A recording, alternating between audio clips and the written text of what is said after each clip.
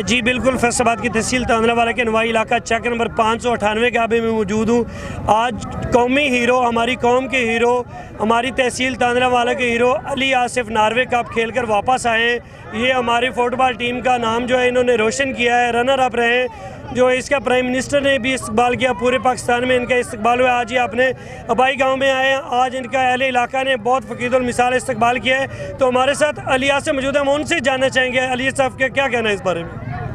अस्सलाम वालेकुम। मेरा तांदले वालों से मुझे बहुत इस्तकबाल हुआ है, मेरे पिंड वालों ने बहुत ज़्यादा इस्तकबाल किया है और पूरे इलाके ने इस्तकबाल किया है। नॉर्वे में जो पाकिस्तान की आवाम थी उन्होंने हमें बहुत ज़्यादा सपोर्ट्स की।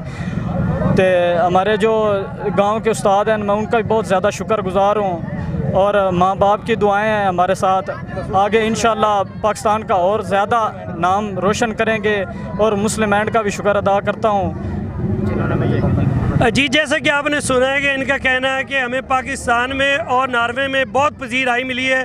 इंशाअल्लाह ताला हुकूमत ने हमारा साथ दिया तो हम इसी तरह पाकिस्तान का नाम रोशन करते रहेंगे।